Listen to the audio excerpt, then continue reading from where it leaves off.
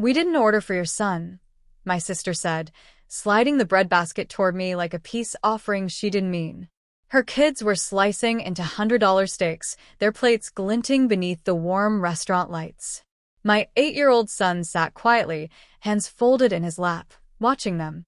"You should have packed him something," Dad muttered without lifting his eyes. The air turned heavy. My son's face fell, but he didn't say a word. He just stared at the bread like it was his only option. I smiled. One of those smiles that never reaches the eyes. "Noted," I said calmly. When the waiter returned, pen poised, I stood up. My voice carried enough weight to make the nearby tables fall silent mid-bite. "I'll take the private room," I said evenly, "and whatever the chef recommends for everyone. My treat." My sister blinked. "What?" But I was already following the waiter. Because that night wasn't about dinner. It was about the setup. They tried to humiliate my son, to remind me of my supposed place in the family.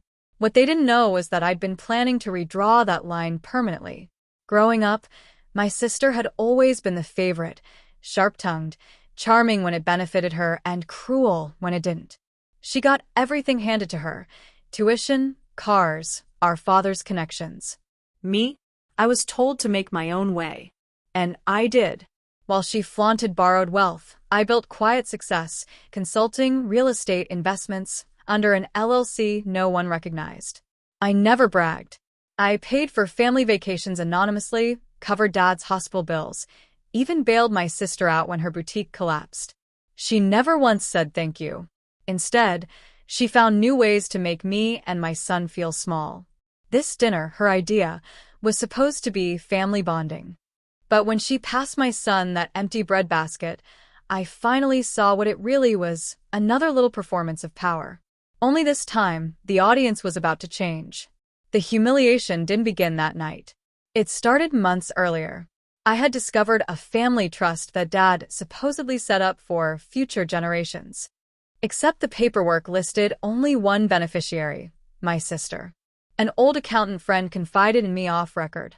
"She convinced your father you weren't responsible enough," he said. "Told him you'd waste the inheritance on charity work." Charity work. That was her word for feeding my son.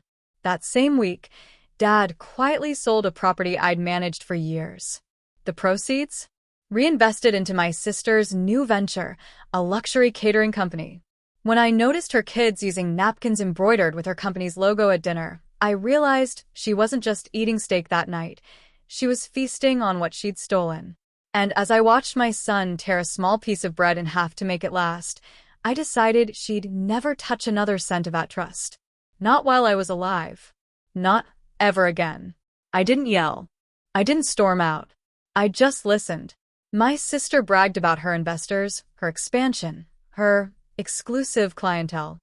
Dad beamed proudly beside her, a sponsor blind to the truth. So, I asked a few questions casually. "How's the business structured?" I smiled. "Who handles your contracts?" She mistook curiosity for admiration and told me everything. Turned out her biggest client was a corporate events firm, one I partially owned through a shell company. All it took was a quiet call to my partner, a minor adjustment of contracts, and a new policy clause requiring background checks and financial transparency. Her company didn't survive the audit. Within a month, investors pulled out. Within 2, her kitchen lease was revoked.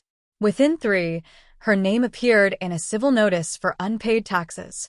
Dad called, furious, accusing me of sabotage. I told him he might want to ask her accountant about it, the same accountant who'd helped me buy out the trust legally, cleanly, irreversibly. By the time he figured it out, the family fund was gone. In its place stood a charitable trust, in my son's name. That dinner wasn't coincidence. It was closure. While my sister ordered another bottle of imported wine, I excused myself to make a call. It was to the restaurant manager, the same man whose wedding my firm had sponsored. "Make sure the private room is ready," I said. Minutes later, the waiter approached our table. "Sir, the chef would like a quick word about your order." I nodded and followed. The manager led me to a private suite, mahogany walls, soft lighting, a pristine table set for 10. "Perfect," I said. Then I returned to the main dining area, my voice carrying clearly. "Excuse me," I said, placing my card on the table. "Dinner's on me, everything. And would the staff please move our party to the private suite? My son deserves a real meal." The waiter hesitated.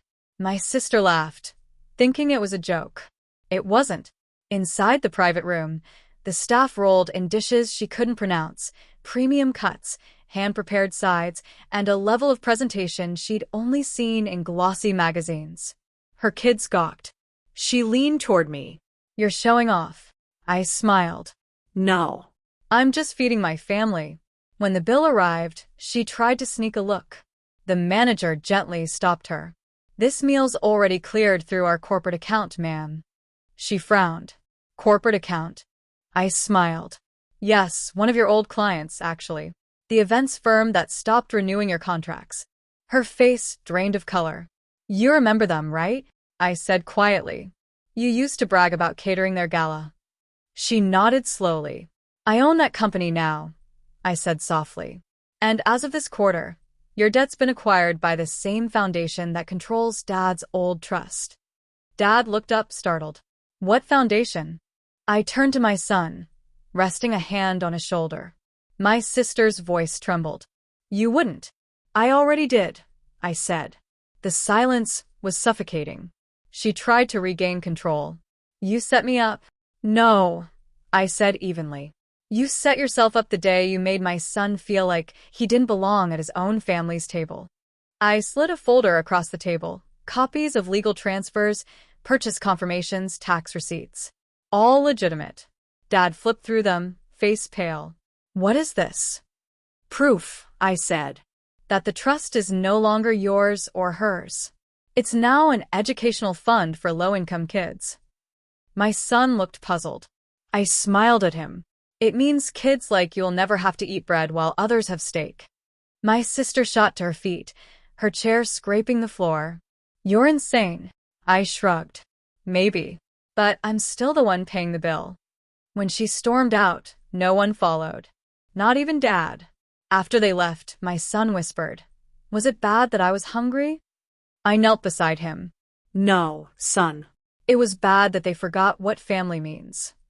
He nodded, then smiled faintly as the dessert arrived, a warm chocolate souffle. As he ate, I watched him, realizing that revenge wasn't about getting even, it was about correction.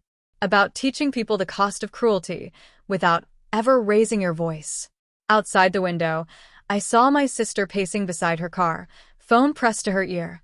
The same phone she'd once used to mock me in family chats. Now, she was calling Dad, probably begging him to fix what she'd broken. But this time he couldn't, because the man she thought she'd outsmarted, the quiet one at the end of the table, had been holding the real menu all along.